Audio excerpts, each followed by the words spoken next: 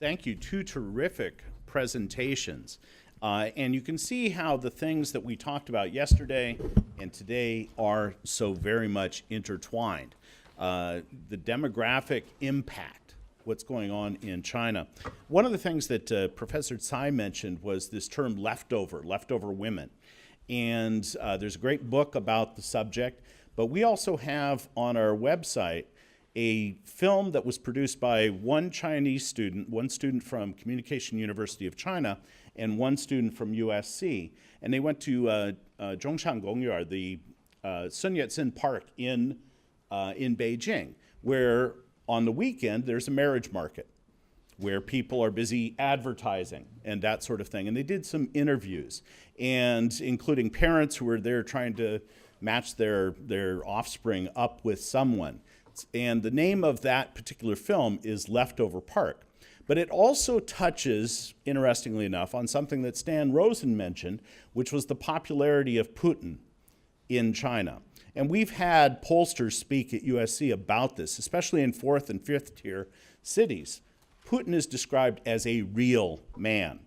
And in this particular video, they found a woman who was educated, a Chinese woman who was educated in the Soviet Union, and she herself went to the park trying to find a mate, but seemed really to discourage anybody who approached because she said that she so admired Putin. And so later, they had an interview with this woman at her apartment, and she described why she wanted Putin. And her mother apparently complained about this and said, Putin, why do you want this guy? And she was quite insistent, that Putin was the only real man. Now we saw too this discussion of this poor rich gap, and Professor Tsai edited his presentation as highlighting that issue, and Eric Fish talked about that and the implications of how do you get a well-paying job so that you can have the house and the spouse and all of those sorts of things. And also, Eric began his presentation talking about patriotic education, the Junshun, the military training, that sort of thing. That's going to come up with Lenora Chu when she'll be talking in just a little bit. The name of her book, of course, is Little Soldiers. So she's talking about littler soldiers than the ones that Eric brought to us. This was really a fascinating set of presentations. We have time now, about 10 minutes or so, for your questions. So please, if you've got a question, raise your hand. We'll get a microphone to you. We've got over here and over here. So I guess the microphone is over there first, so we'll start there. Actually, I have 3 questions, and you can choose to answer one or more of these questions. The first one is about the aging population. What is the Chinese government doing to support that population? And the second question has to do with the effort from the Chinese government to move the migrant workers back to the home villages, and what type of impacts. Certainly that type of effort is happening in Shanghai, perhaps in other areas. And the third question has to do with the left behind children of a different kind, the teenagers, the one who would have gone to the big cities with the parents, and then because of the change in the job situation, many of them get left behind in the cities. Is that being studied? Is that becoming a problem? The left behind children of the older kinds. Okay. So again, you can address any of those 3 questions. Okay, we'll throw that to them. One thing to take a look at that you can show your students is a documentary called Last Train Home, which deals with that issue of the left behind children, particularly teenagers, and they're dealing with their parents who aren't around. Choose one, both, any of them. I can say quickly about the retirement thing.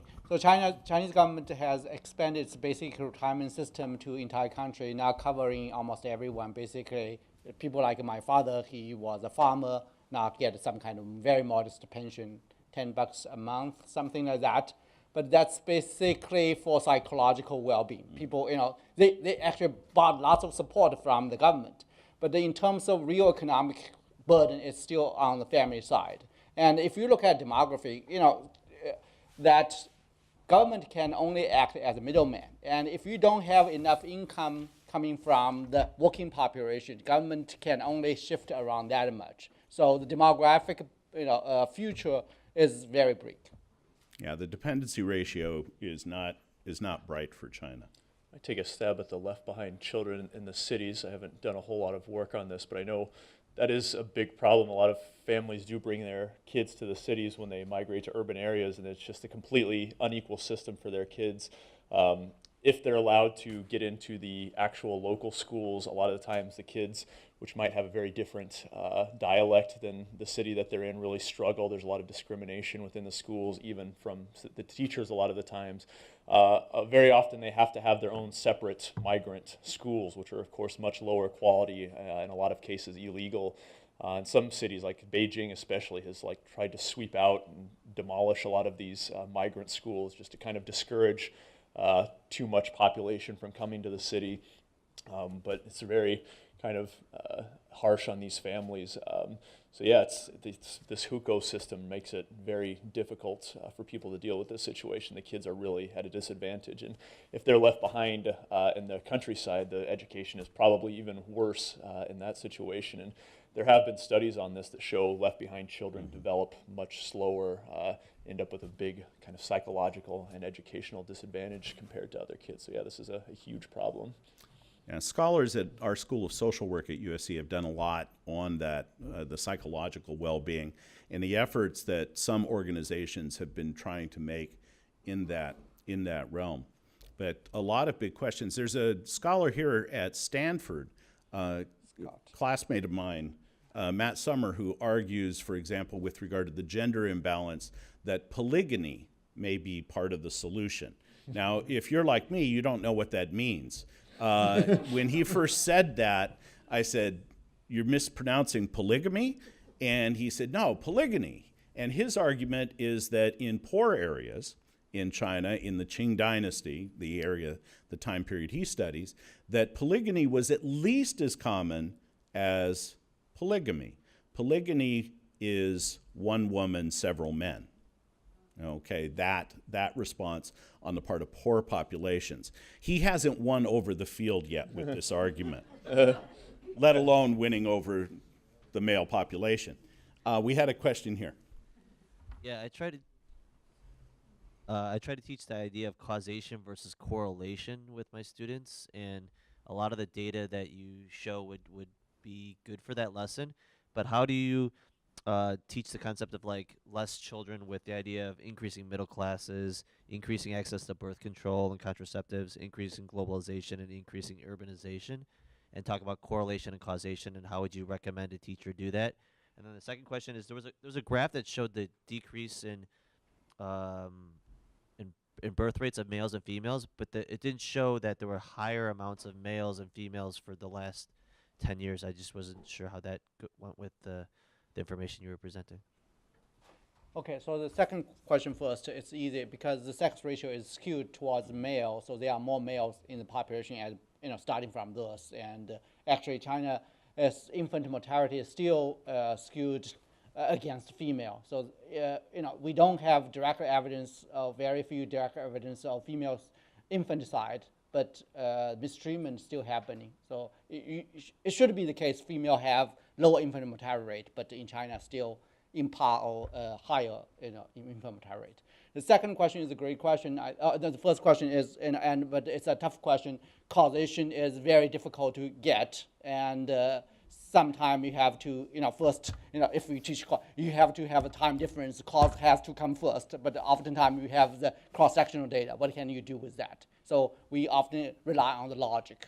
What's the logic behind it? For example, the argument 400 million less births, that could not be true because that happened, prevented by one-child policy, because lots of fertility decline happened before the one-child policy. So use that logic to exclude that.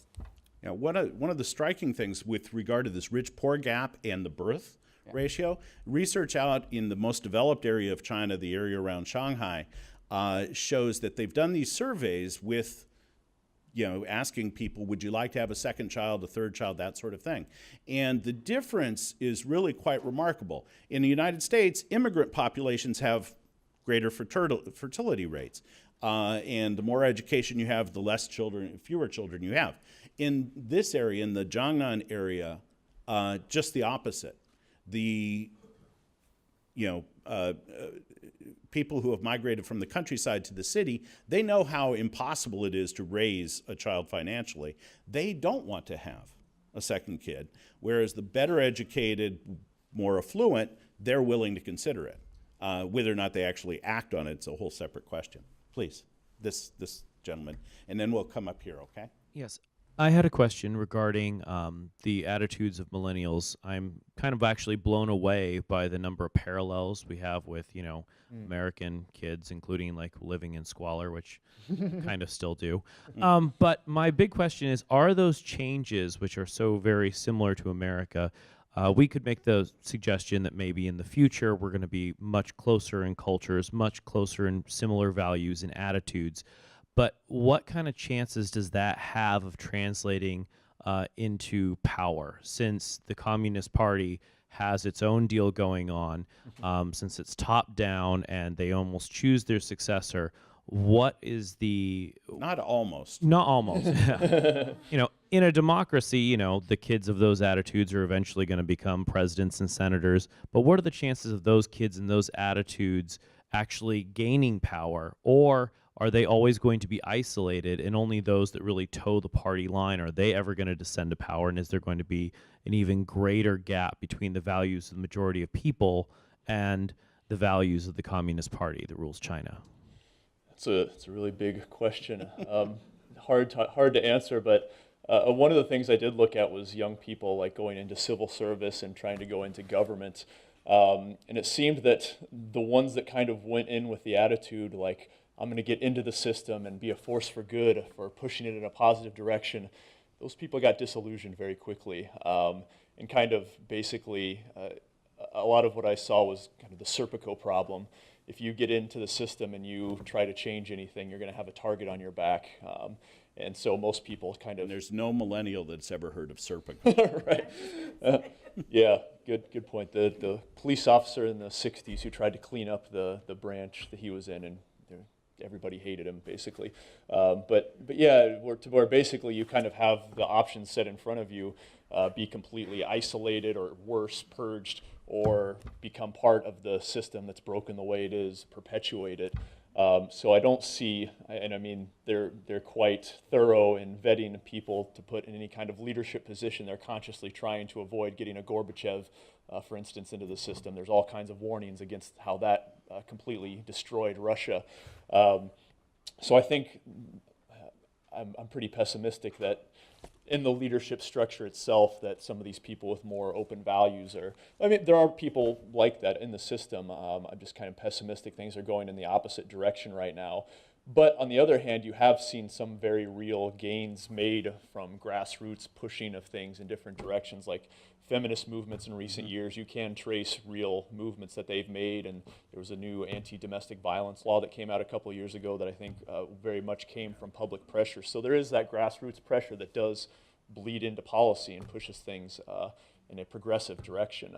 So I don't know about the balances, which direction is going to prevail, or it's going to probably going to be very messy in every case, but the easy answer is I don't know. Young, do you have... Yeah, I think I agree with what Eric said. At the same time, if you look at cities like Shanghai, I think the public service is getting much more transparent. You don't have to pay a fee to get your, for example, passport or get your hukou registered anymore if you follow the procedure. So there is probably transparency pushed by internet and other things, and how much of use involved, I don't know directly, but in certain area you can look in a positive direction at least. Yes. We have a question up here, and that'll be the last one for this. We will have a chance to talk with some other folks. Okay, all right. Well, one here and then one here, please. Okay, so Dr. Tsai mentioned that by I 2060 wait for the microphone. Okay, so Dr. Tsai mentioned that by 2060, Chinese population will reach its peak. So now China has 1.4 billion.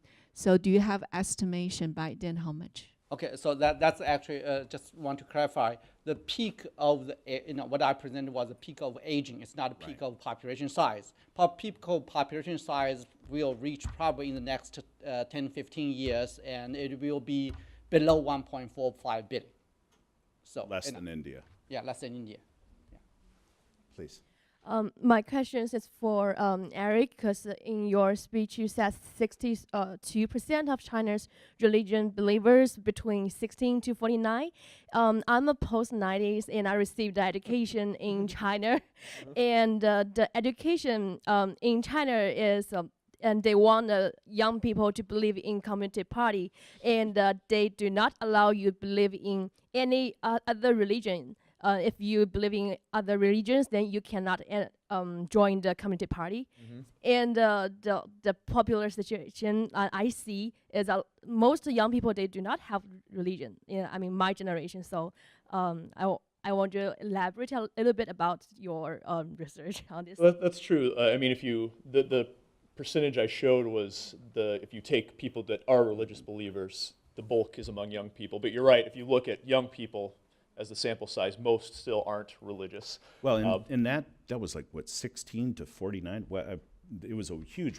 It was a big Age range. range, That's age true. range, But you're right. Most people still aren't religious, even among young people. I think it was interesting though that is the fastest growing cohort. Whereas in the West, religion is declining among young people. And you're right, you cannot join the Communist Party if you are religious, but a lot of people do break that rule secretly. And a lot of institutions are trying to make that happen, get more Christians or other religions into positions of power. But I think that does kind of speak to, like, the education is very Marxist, communist focused, and you're kind of trying to persuade young people to believe in something that's been, I mean, the reality around them, very hyper-capitalistic society discredits every day. So it's very hard to get people to believe in this intangible strive for communism, strive for equality, whereas religion gives kind of a much more compelling thing to believe in a lot of ways, having a supernatural power and all that. So yeah, I think that's a couple of people I interviewed specifically told me that part of their Marxist education, in fact, is what drove them to look for answers in other realms, and they met somebody who was Christian, took them to a church, and just had a spiritual experience, which is much more compelling. So yeah, I think the party is running a very difficult mission in trying to dissuade people to believe in Marxism over religion. You know, one of the, it's hard to ask some of these questions in China, but Professor Chung-Se Lo in Beijing, he conducted a survey at 5 Beijing universities, and the one thing that was most attractive about the American political system among these college students was separation of powers. And of course, that's a complete deal breaker with the Chinese Communist Party. And that survey too, like many of these, happened before the current tightening. And so it's hard to know where this is. Clearly, the demography is destiny, and all of our futures depends on people like this woman here, a member of the Zhou Ho generation. Ladies and gentlemen, I think we owe our 2 speakers a great round of applause.